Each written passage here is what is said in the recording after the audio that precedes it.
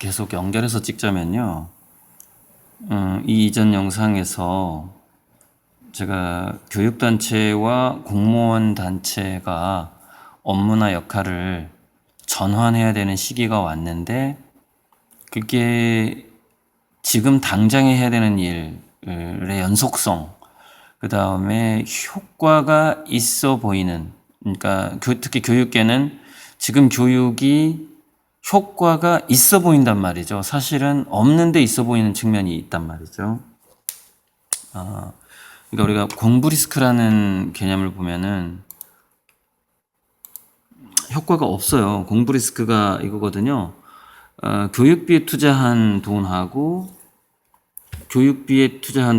졸업 후 그 사람이 교육을 받아서 어떤 가정이나 또는 국가의 수입으로 가져올 수 있는 그 어떤 효율성이 3대 1에서 10대 1로 쭉 줄어들고 있는 거죠. 그러니까 교육비는 많이 드는데 수입은 줄어드는 상황이에요. 이제 그 취업률이 낮아지고 하다 보니까 이거를 이제 공부 리스크라고 부르거든요. 그러니까 공부 리스크는 교육을 시키면은 집안이 흥할 거라고 생각하고 교육을 시켰더니 집안이 망하는 현상입니다. 그 돈으로 차라리 저축을 하고 목 좋은 데다가 땅이나 사놓을 걸 하는 생각이 나중에 들게 되는 것이죠.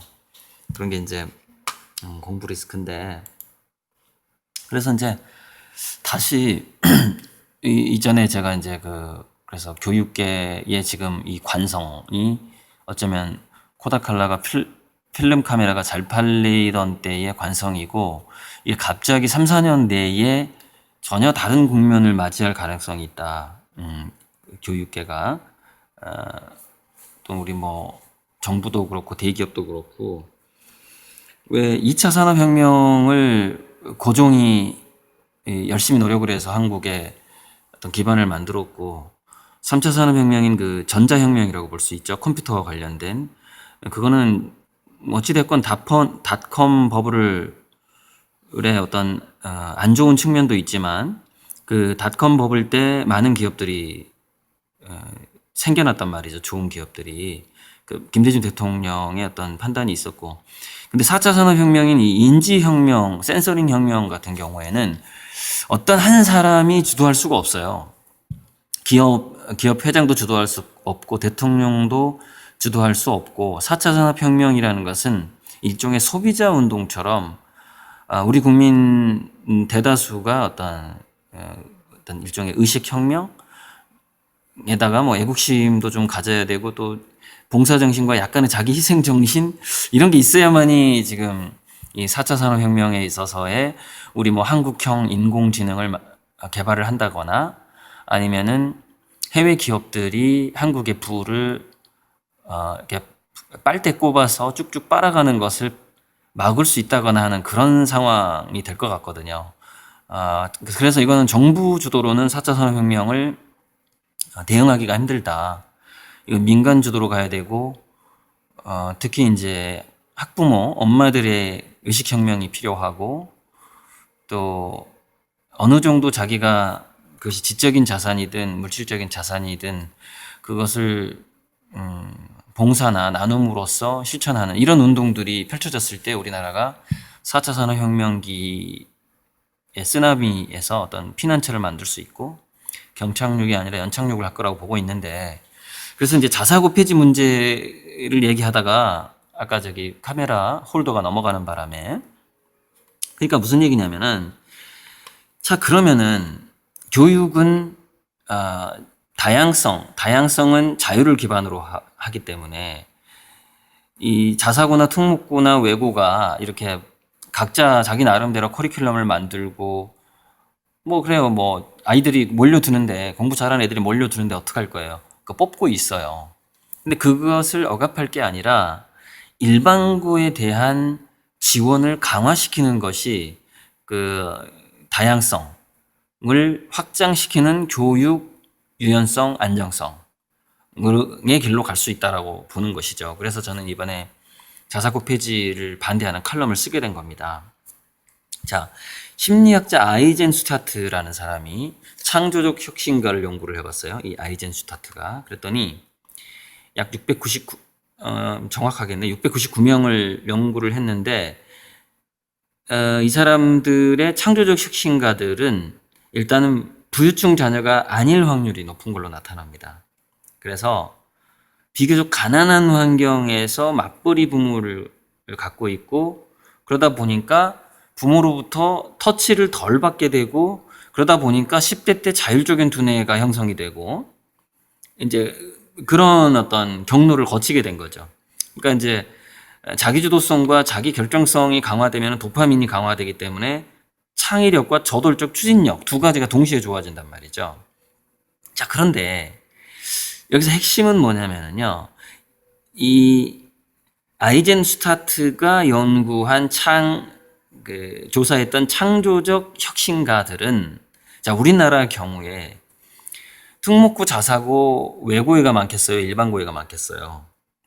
저는 거의 이 아이젠슈타트가 경험했던 이 창조적인 혁신가들은 현재 우리나라의 일반고에가 거의 90% 이상이 있다고 봅니다. 그러니까 이 4차 산업혁명기에 자생적 창의력으로 외국의 거대 플랫폼 기업들을 상대할 만한 벤처를 만들어낼 만한 두뇌들은 자사고나 특목고에가 있는 게 아니라 일반고에가 있다는 얘기죠. 그래서 일반고의 교육을 더 다양화시키고 더 혜택을 주고 대학들한테 얘기를 해서 일반고에서 성과가 좋은 애들을 특목고나 자사고 애들보다 더 가산점 주자 뭐 이렇게 한다든지, 그것이 뭐 지역균형 선발에 확장을 한다든지 해서 그렇게 하는 게 우리나라의 교육 다양성, 교육 유연성, 교육 안정성 세 가지를 다 성취할 수 있다고 저는 보는 것이죠. 그래서 자사고 폐지 문제는 이건 아주 뒤떨어진 정치계에서나 있을 법한 이야기를 교육계에 들이미는 그런 아주 시대착오적인 지금 그런 운동이 일어나고 있다. 그래서 이건 교육감들하고 교육부 각성을 해야 된다라고 이제 생각을 하는 거죠. 자, 그래서 딘 사이먼턴이 또 이런 연구를 했어요. 뭐냐면은 부유층에서 모범적으로 자란 사람들이 창의 혁신성이 떨어진다라는 이야기를 합니다. 딘 사이먼턴이. 그런데 서울대 김세직 교수 연구랑 연결해 보면 굉장히 재밌는데, 무슨 얘기냐면 부유층에서 모범적으로 자란 사람들이 이렇게 승진 제도에 이렇게 편승하는 능력이 워낙에 좋다 보니까 진짜 창의력을 발휘할 자리에 자리 잡을 가능성이 많다라는 거예요. 그래서 김세직 교수의 연구의 핵심은 뭐냐면은, 현재 우리나라는 정말 창의적인 인재가 앉아 있어야 할 자리에 겉으로 봤을 때는 공부 잘하고 모범생인데 실질적으로는 창의성이 없는 사람들이 자리 잡고 있는 경우가 많다라는 것이죠. 그래서 국가적인 잠재력이 낭비가 생기고 부익부 빈익빈이 계속 발생을 하게 된다. 그러니까 창의적이지 않은 사람들은 사회통합의 어떤 정책이라든가 어떤 사다리, 즉 창의적인 아이디어를 발견하는 눈 자체가 없기 때문에 일반고 출신의 또는 서민층, 빈민층 출신의 저돌적이고 창의적인 사람들을 바라보는 편견을 가지고 있거든요. 그러니까 니네들이 뭘 알아, 이런 편견을 가지고 있단 말이죠. 근데 창의성이라는 것은 다양성의 협업에서 나오기 때문에, 예를 들어서 선진국의 기업들은 회사 내에 시인들, 화가들, 뭐 소설가들, 또 어떤 아이디어 회의에 그 건물 청소부까지 참여를 시키거든요. 그 다양성이죠. 그래서 어떤 경우에는요, CEO가 풀지 못하는, 프리젠테이션을 하는 어떤 간부가 풀지 못하는 문제를 청소부가 푸는 경우도 있고 그래요. 다양성을 통합해내는 방식이 너무나 중요하다, 지금 사회는. 그래서 자사고 특목고 냅두고 일반고에서 다양성을 더 확실하게 주는 거죠. 그러니까 자사고나 특목고의 수월성 교육 자체를 굉장히 많은 다양성의 한 부분으로 만들어 버리는 거예요. 그러면은 그것을 우리 이제 점차 갈수록 학부모들은 그것을 차별이라고 느끼지 않게 됩니다. 그러니까 다양해지면은 차별이라고 느끼던 것을 차이라고 느끼게 돼요. 근데 왜 사람들은 단기적으로 지금 현재 자사고 특목고 애들이 명문고를 많이 가다 보니까 이걸 왜 차별이라고 생각하냐면은 일반고의 다양성 교육 자체를 지금 도입한 적이 없고 일반고가 그저 그렇게 정말 말 그대로 너무 일반적으로 교육을 받다 보니까 여기에서 특이하게 특이한 케이스로 특이한 창의력을 발휘해서 명문대학교에 가서 또는 대학교를 안 가더라도 막 창업을 하고 특출나게 이렇게 성공을 하는 그런 케이스들을 아직 맛보지 못했기 때문에 자사고 특목고를 차별이라고 생각하게 되는 것이죠.